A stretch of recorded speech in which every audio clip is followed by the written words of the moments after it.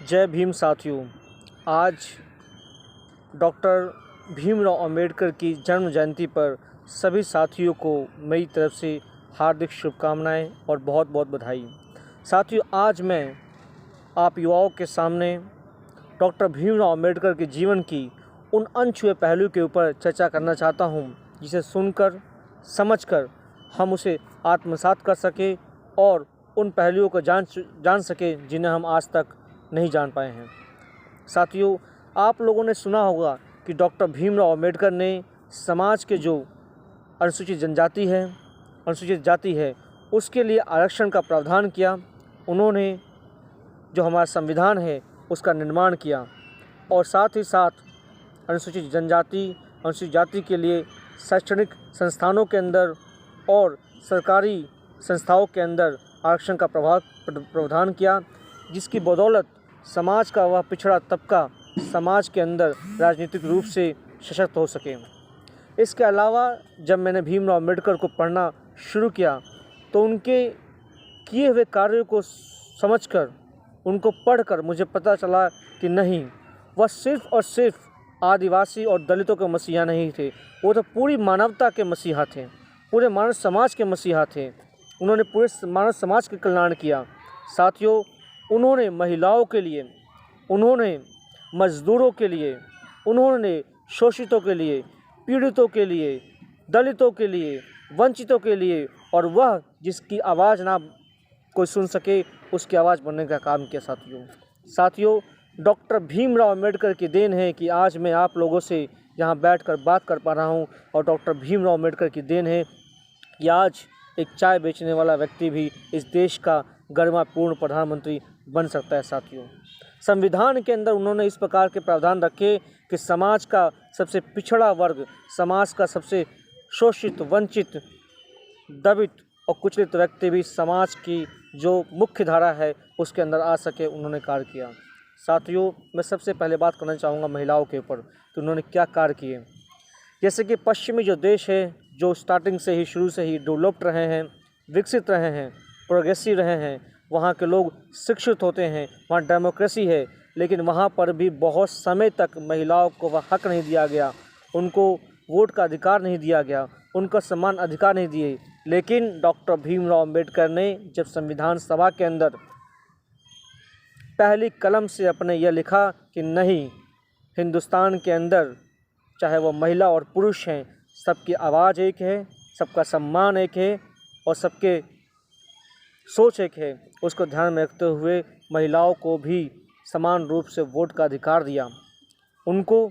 जो माता पिता हैं उसकी संपत्ति में उनका अधिकार हो सके उसका हक दिया। उन्होंने महिलाओं के लिए जो पहले 12-12 घंटे, 13 घंटे कार्य करने की अवधि निर्धारित की थी, उसको कम कर उन्होंने 8 घंटे की अवधि निर्धारित की। उन्होंने महिलाओं के साथ जो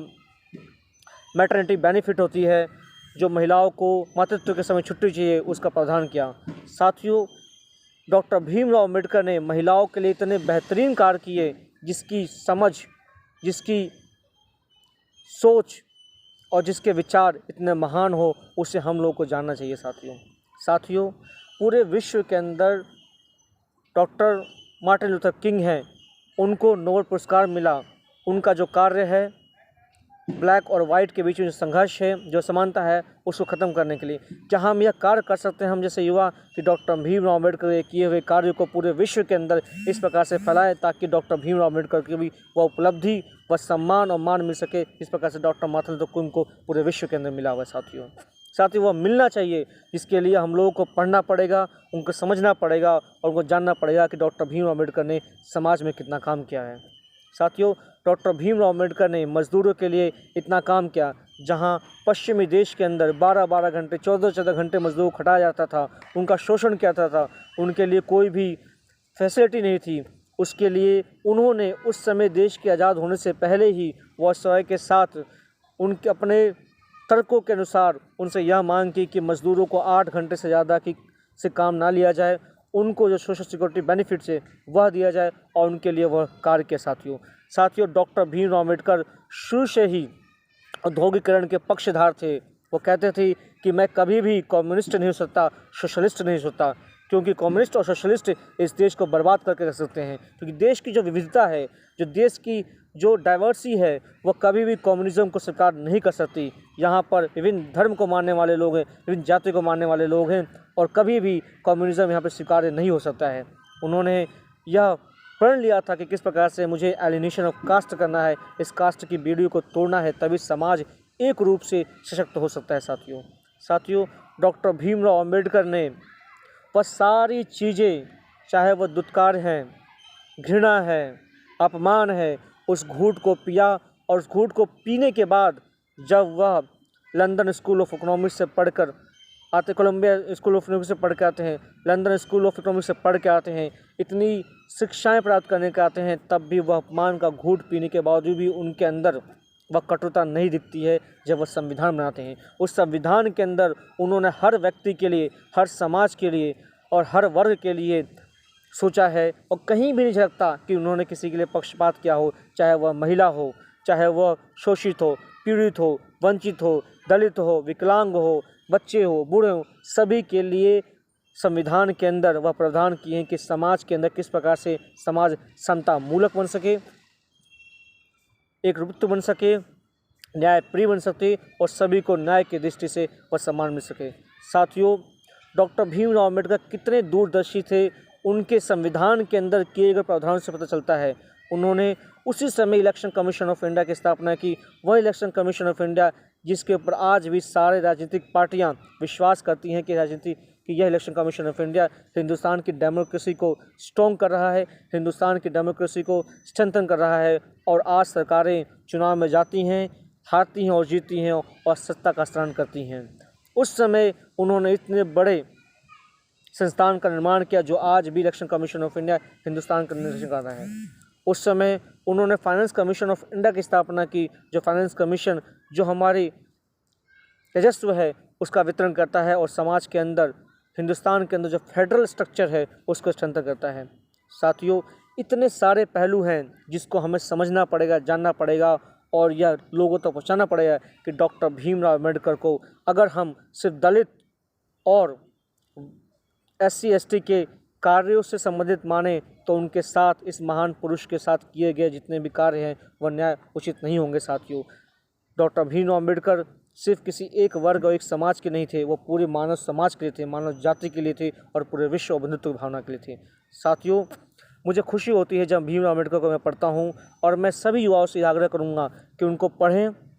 उनको समझें और आपस में चर्चा करें, ताकि उनका जो दिया हुआ संदेश है, शिक्षित बनो, संगठित बनो और संघर्ष करो। साथियों, उनके इन 3 मूल मंत्रों में से अगर एक मूल मंत्र भी पूरे हिंदुस्तान के अंदर लागू हो जाए, तो व्यक्ति अपने आप को, अपने अधिकारों को प्राप्त करने के लिए स्वयं ही आंखों से आंखें मिलाकर खड़ा हो सकता है। वह चाहते थे कि हिंदुस्तान का हर एक व्यक्ति शिक्षित बने, ताकि वह जो अंतिम पंक्ति में व्यक्ति खड़ा है वह मुख्य धारा में आ सके। जब वह शिक्षित होगा, जब उसे पता होगा कि मेरे अधिकार क्या हैं, वह सही प्रकार से वोट करेगा, वह अपने हकों के लिए सड़कों पर आएगा, तब ही जाकर ये समाज समतामूलक समाज बन सकता है। उन्होंने पहले शिक्षित होने के लिए बोला है, संघर्ष करने के लिए नहीं बोला है। हमें पहले शिक्षित बनना है और लोगों को संगठित करना है कि हमें किस प्रकार से जो हमारा समाज जातियों के अंदर बटा हुआ है उस जाति को ख़त्म की जाए और समतामूलक समाज बन जाए। और उसके बाद फिर उन्होंने लास्ट में संघर्ष का रास्ता अपनाया है, जबकि समाज के अंदर गैर बराबरी हो उसके लिए हमें संघर्ष करना चाहिए। इतनी सारी चीज़ें हैं साथियों, इन चीज़ों को हमें युवाओं के बीच में विचार विमर्श करना चाहिए, इस चेतना को फैलाना चाहिए और ये संकल्प लेना चाहिए कि हिंदुस्तान एक समता मूलक, न्यायोचित, बंधुत्व वाला समाज और देश बन सके और आने वाले समय में यह विश्व एक बार पुनः विश्व गुरु बन सके। इन भावनाओं के साथ आज पुनः आप लोगों को राजेश महतो की तरफ से डॉक्टर भीमराव अम्बेडकर, बाबा साहेब अम्बेडकर की जन्म जयंती पर बहुत बहुत धन्यवाद। और हम सभी लोग उनको पुष्प अर्पित करते हैं और यह संकल्प लेते हैं कि उनके बताए हुए कार्यों पर हम लोग चल सके। जय भीम साथियों।